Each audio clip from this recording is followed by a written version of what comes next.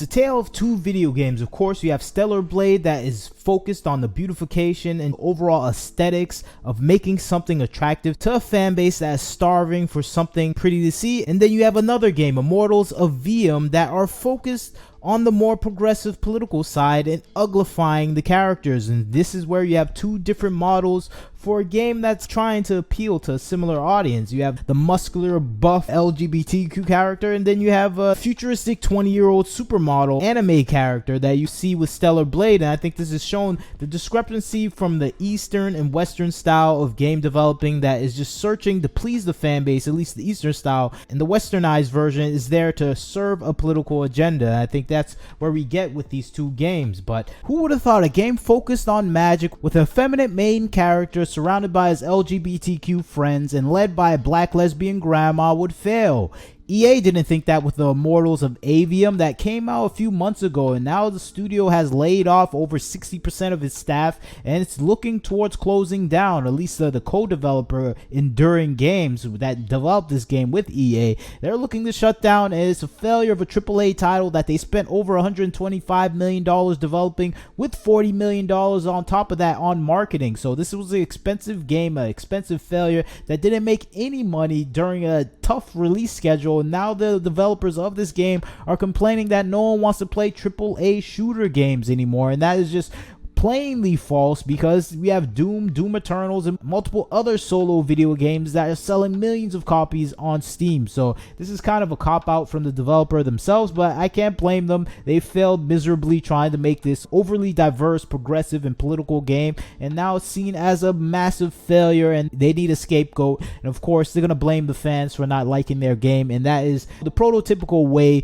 to skirt responsibility now in the entertainment industry. You just blame the fans for being stupid and evil. At least they didn't go that far. They just said the fans weren't interested because they don't like shooter games or solo games in general, and that is completely false. And PlayStation 5 is built on solo player games, single player games, so this is not a concept that is true and real and backed up by evidence, and this is them just trying to make an excuse. But this game itself, I think it failed in its inception by trying to focus on the overall diverse, political, and progressive focus of the game, at least when it comes to the cosmetics of the game and just the overall look. They didn't make something that was attractive. The main characters look like effeminate Gen Z psychological majors at NYU, and I think you can see that in some of the pictures that they have for this game, where you just see some of these characters and you're like, these are not people I actually want to play as in any sort of video game. And you don't want to even see the companion characters as well. They just look ill-made, ill-constructed, and not to appeal to a mass general audience. It seems like they're trying to make this game for a specific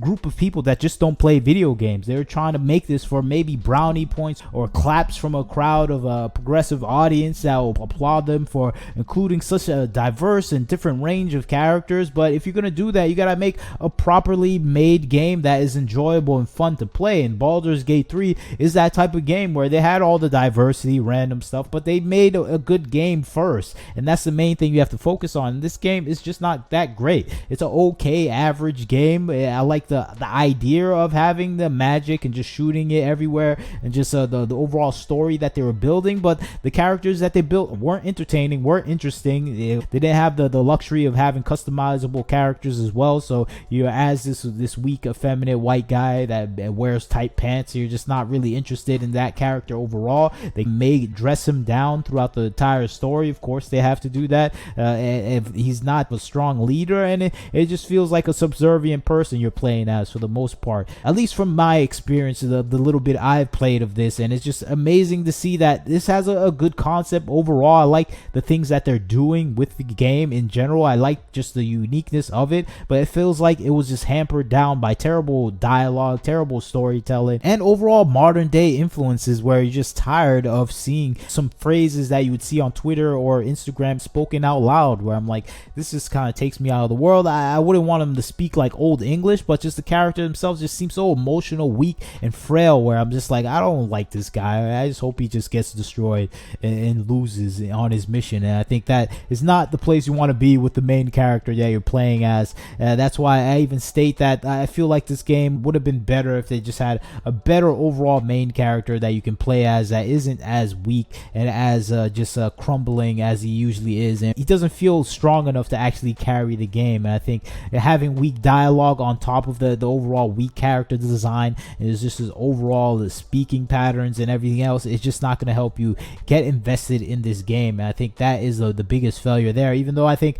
playing the game, you can see flashes of greatness in the effort people put into this. You can tell they spent money on this. This wasn't a low effort game. This was people putting all their money and time into this, expecting something amazing. But it goes back to the modern day angles that they take. Some of these characters are just so annoying and so modern, where you're just like, I don't know these type of people. This is like modern day California, New York type of people. I just can't really connect with them because majority of people don't live in Los Angeles and New York, so it is hard to connect to for most people when you just see these guys, and it just doesn't feel like the people you really want to root for. I think that is the main fault here. You didn't make a game that was connecting to the audience, and I think that is the biggest failure right there. It just doesn't make sense to actually play the game, and the shooting is just not that great or dynamic. I can tell it wasn't that big of a focus, at least to improve it. It felt like everything else was the main focus, just the overall aesthetic they were trying to build,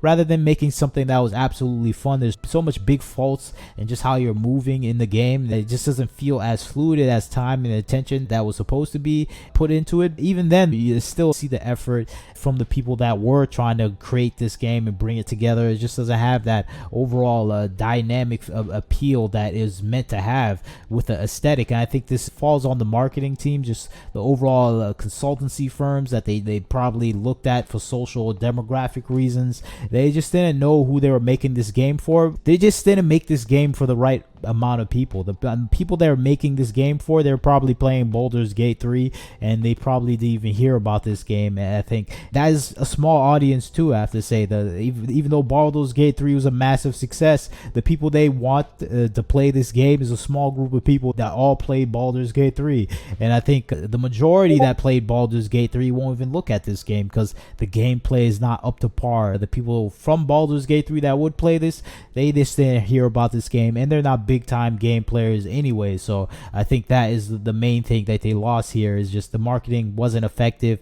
They probably focused on the wrong group of people to actually produce something here that would actually catch the attention of the audience, and they didn't do that. It failed miserably for this team, and I feel sorry for the people that got fired. I feel sorry for what is happening overall at Enduring Games, but it makes sense to me. Just when you have character models that are straight out of Hollywood, I complained about this before, where we just have actors' faces, everyone just looks hyper realistic. It just doesn't look like a fantasy anymore. I think that's when people get detached if you don't have a great story, if you don't have great dialogue. I think this happened to Horizon Zero Dawn sequel as well, where it's just the character models look ugly, everything is ugly, so people are just taken aback and step away from it, and they notice some flaws of the game now. They go, okay, this is very ugly, and I know this gameplay is not that good either. So I think you have to have that beautification of the games where it can distract people from things that otherwise they wouldn't notice because they're more focused on the overall beauty of the game.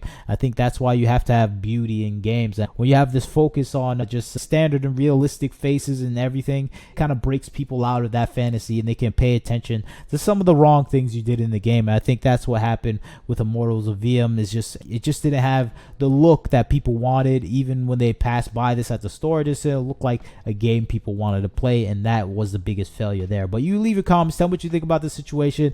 Do you think EA was smart focusing and investing in this game? I think it was an absolutely idiotic idea, and I think for the most part it's just a failure of a game, and them blaming a single player game fatigue, I think that is the wrong choice of words. They should have just said we made a game that didn't appeal to a large group of people, and that was the failure there. But you leave your comments, tell me what you think about the situation. Like, share, and subscribe. This is Wagner Knows Why. Catch you next time.